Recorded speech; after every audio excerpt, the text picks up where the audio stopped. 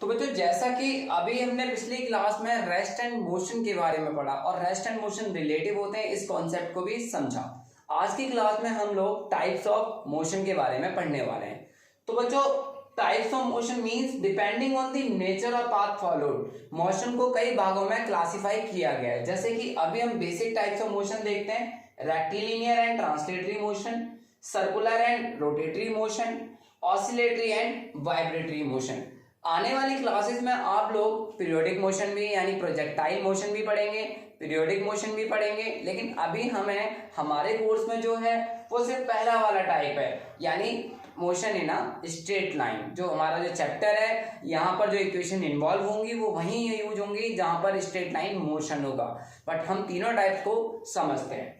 तो बच्चों जो सबसे पहला वाला टाइप है रेक्टिलिनियर एंड ट्रांसलेटरी, इन दोनों का मतलब ही स्ट्रेट लाइन मोशन में यूज किया जाता है। बट कब हम रेक्टिलिनियर यूज करेंगे और कब हम ट्रांसलेटरी बोलेंगे, इस बात को समझते हैं।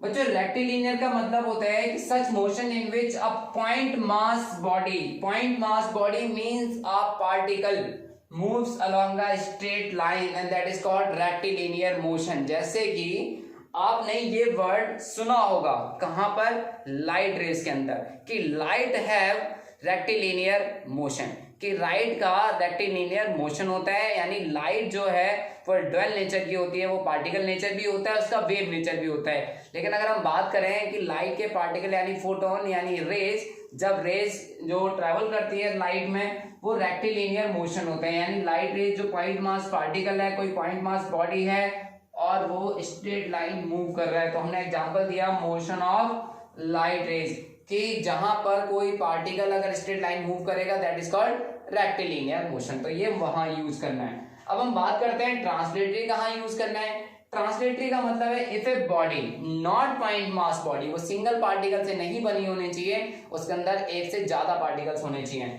If a body not point mass body moves along a straight line, यदि कोई बॉडी स्ट्रेट लाइन मूव कर रही है उसे हम बोलेंगे ट्रांसलेटरी मोशन। जैसे कि motion of a wooden block on an incline plane, जैसे ये कोई इंक्लाइन प्लेन है और यहाँ एक वुडन ब्लॉक है, तो इसके अंदर जितने भी पार्टिकल्स हैं वो सबके सब एक पैरेलल पाथ में मूव कर रहे हैं, स्ट्रेट लाइन मूव कर रहे हैं। तो इस तरह के मोशन को हम बोलेंगे ट्रांसलेटरी मोशन। तो अब बच्चों सेकंड टाइप का मोशन जो है वो सर्कुलर एंड रोटेटरी मोशन।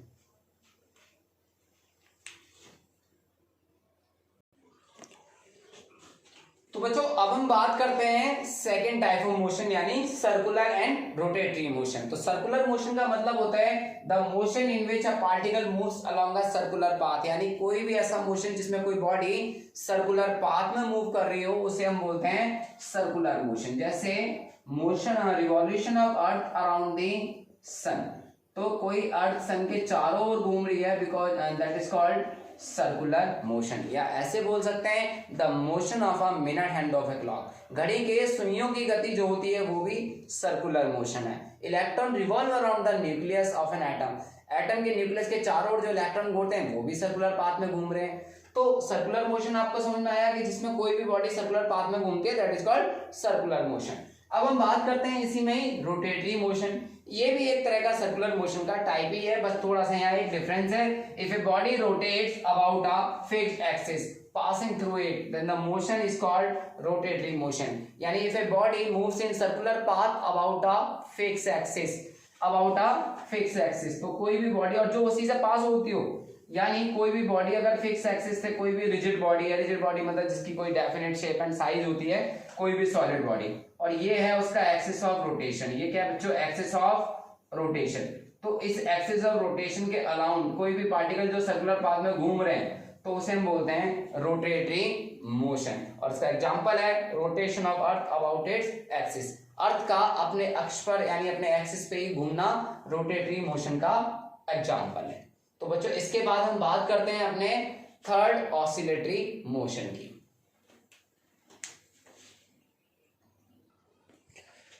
तो बच्चों अब हम बात करते हैं अपने थर्ड टाइप ऑफ मोशन की यानी ऑसिलेटरी एंड वाइब्रेटरी मोशन। अब ऑसिलेटरी का मतलब क्या होता है, the motion in which a body moves to and fro और back and forth repeatedly about a fixed point is called oscillatory motion.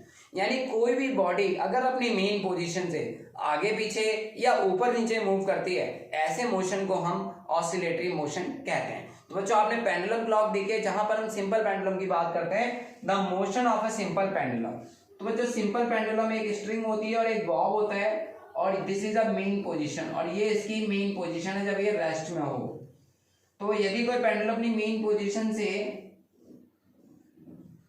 Back and fourth motion करे, and that is called oscillatory motion, and this is the extreme position, this is the main position. तो कोई भी body अपनी mean position से आगे पीछे या ऊपर नीचे मूव करती है, and that is called oscillatory motion. अब हम बात करते हैं वाइब्रेटरी मोशन कि such oscillatory motion in which oscillation या in which amplitude is very small. Amplitude का मतलब होता है the maximum displacement taken by a particle, कि कोई पार्टिकल अपनी मेन पोजीशन से एक्सटेंड पोजीशन तक जाने में जितना मैक्सिमम डिस्प्लेसमेंट लिया है, and that is called amplitude. अब वो एम्पलीट्यूड अगर बहुत स्मॉल हो तो उस तरह के मोशन को हम बोलेंगे वाइब्रेटरी मोशन।